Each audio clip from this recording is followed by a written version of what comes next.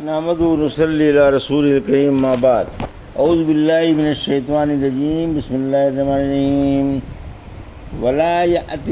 ولا یأتلی اولو الفضل منکم والسعۃ ان یؤتوا اولی القربى والمساکین والمہاجرین فی سبیل اللہ ولیعفوا ولیصفحوا الا تحبون ان یغفر اللہ لکم واللہ غفور رحیم ان الذين يرمون المحصنات الغافلات المؤمنات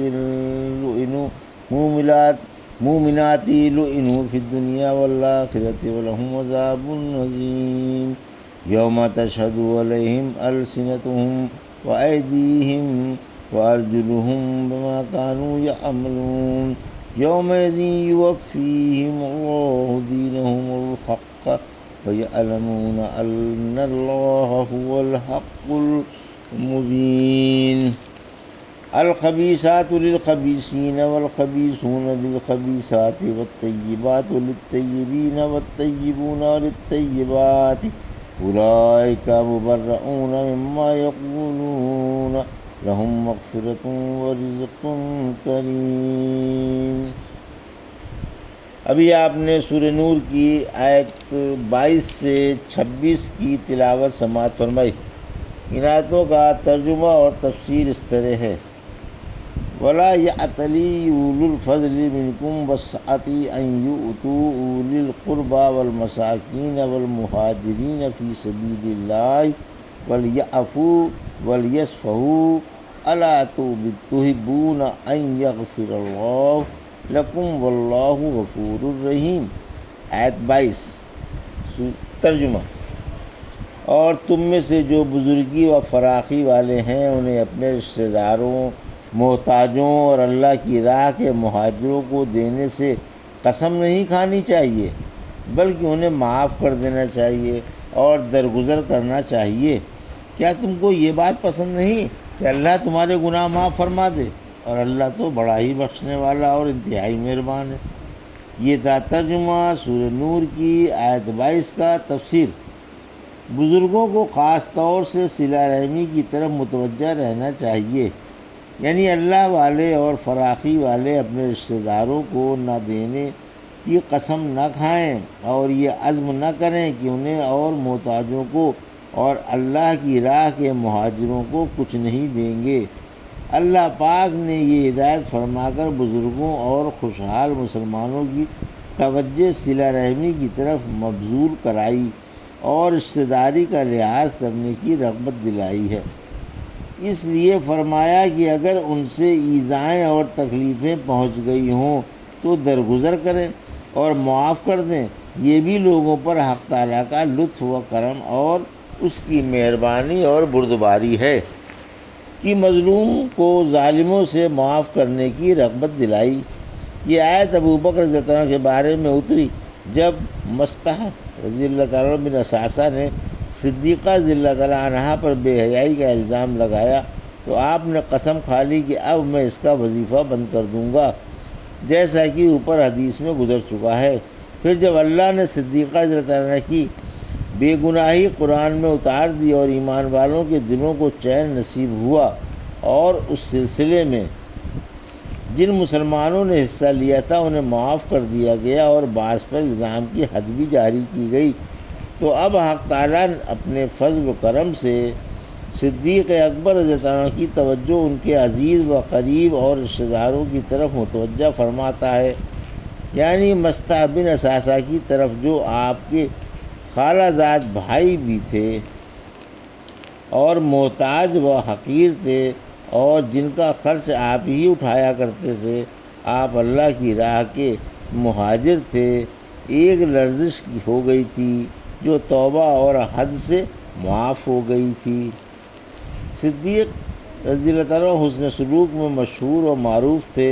ان کے اپنوں اور بیگانوں پر بڑے بڑے احسانات تھے۔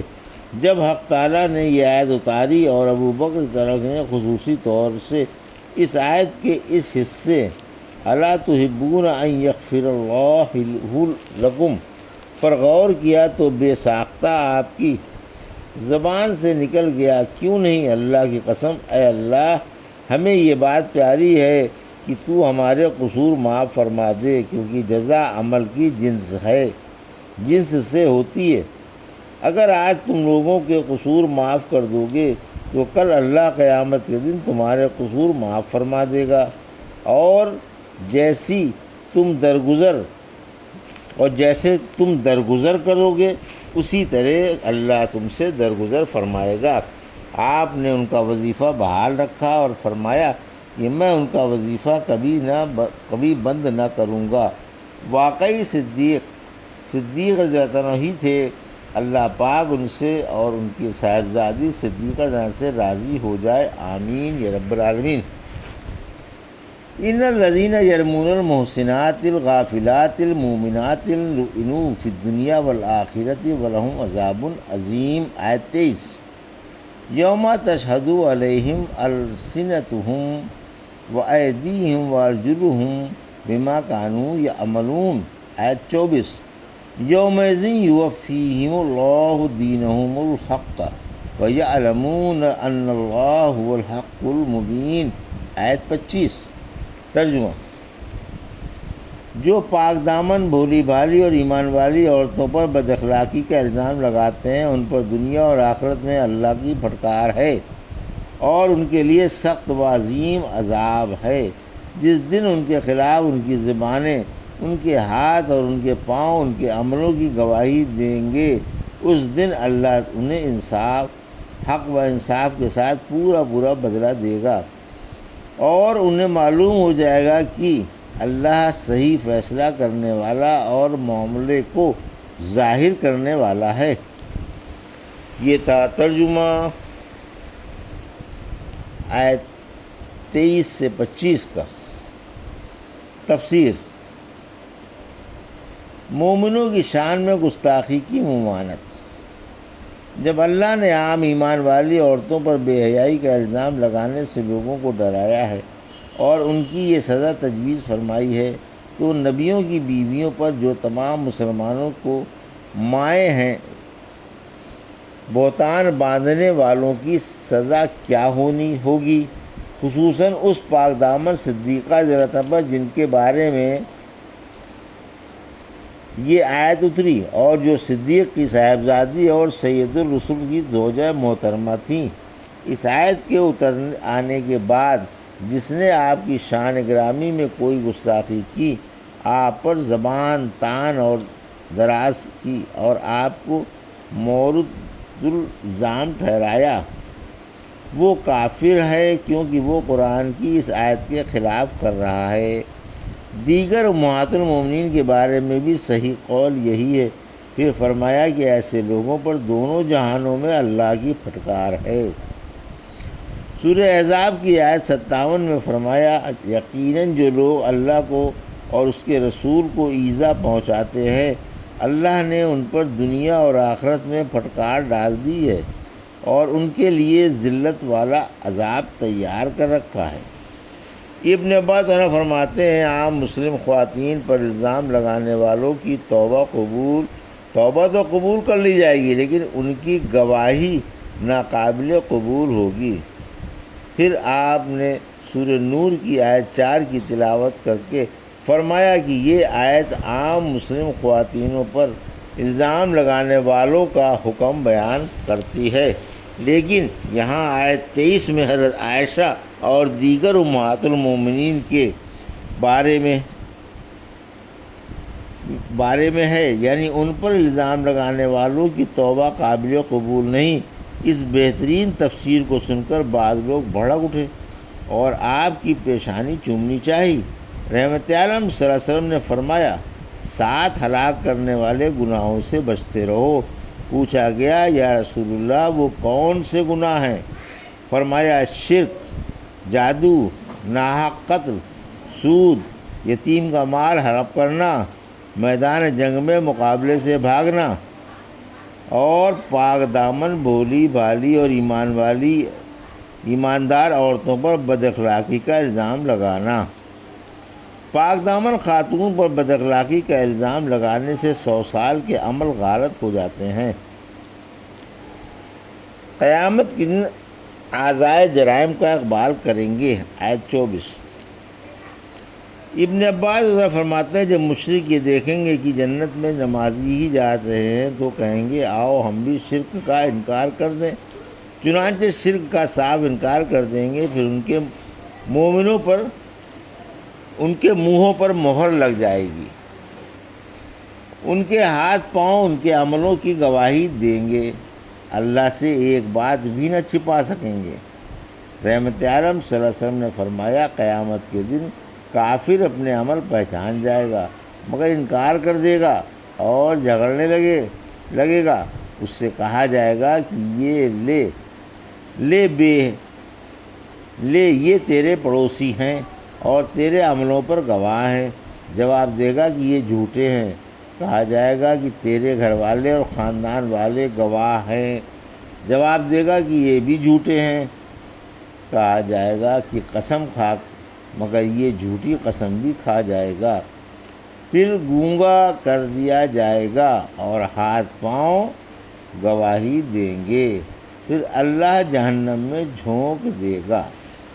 آیت 25۔ یہاں دین سے حساب مراد ہے، یعنی اس دن بروز قیامت اللہ رب العالمین ہر ایک کو پورا جزا عطا فرمائے گا، کمی نہیں کرے گا کیونکہ وہ عادل و منصف ہے۔ پھر فرمایا کہ انہیں معلوم ہو جائے گا کہ اللہ کے وعدے اور اس کے ڈراوے سچے ہیں اور اس کا حساب انصاف والا ہے جس میں ظلم و تعدی نہیں۔